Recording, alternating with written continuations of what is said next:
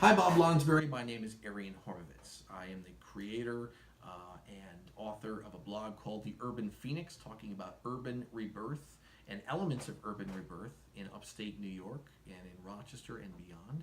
I'm a Rochester resident, and I very much took offense with your commentary the other day on urbanists and their effect on Rochester, talking about how urbanists are ruining our Rochester fabric and specifically with regard to the project on East Avenue, taking part of East Avenue from 4 lanes to 2. The fact is, this is called a road diet, and this is something that forward-thinking cities across this nation are doing to combat the idea that roads, that streets in our communities are just for automobiles. The fact that there's a huge part of our community that traverses this city, that moves about this city in a way other than driving. There's some people that make this choice, and then there's some people that don't have the choice at all. They simply don't own cars. I think it's interesting that you made the commentary about East Ave being Rochester's first Main Street.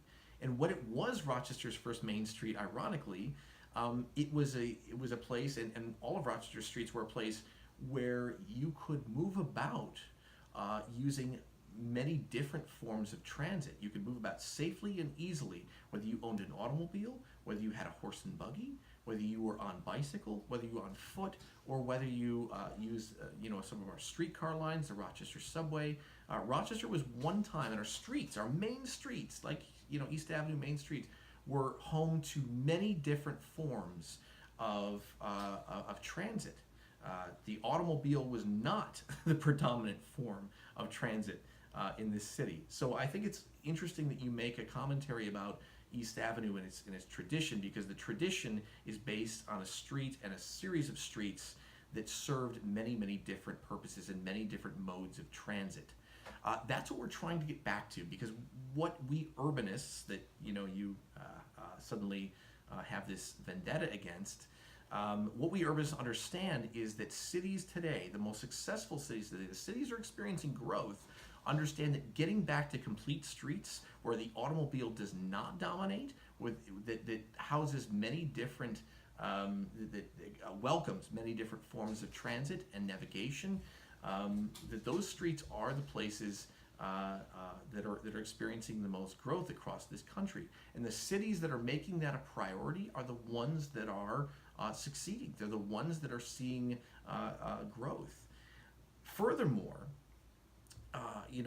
major employers today, employers like Amazon and other companies, when they're looking to expand, they're looking for these amenities. They're looking for these additives. They're looking for elements of walkability and bikeability and transit in the cities that they relocate to.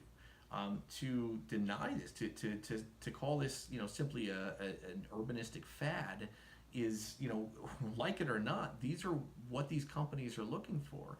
If you want Rochester to be a major employer, if you want the city to attract major employers, these are the steps that you have to take. So many cities, so many successful cities, like Columbus, Ohio, for example, another Rust Belt city, is actually experiencing growth, where so many other cities like Rochester, Cleveland, Buffalo are still experiencing a mass exodus. Okay, Columbus, Ohio has focused on a complete streets design, much like what's being implemented on East Avenue. They have made a commitment to that in public space and things like that. These urbanistic concepts that you're currently putting down, and they're experiencing a population growth, unlike Rochester. So, I think very much I would like to invite you to check out the research on this subject. Look at road diets and what they're doing for cities and what they're doing for communities, what they're doing for safety, what they're doing for economic growth, what they're doing for transit, what they're doing for upward mobility for the poorest citizens in our community, and what they're doing for transit choices for the wealthiest citizens in our communities.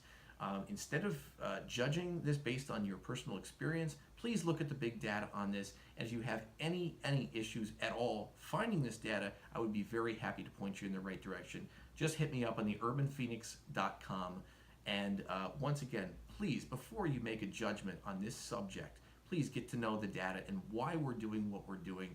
Thank you so much for your time.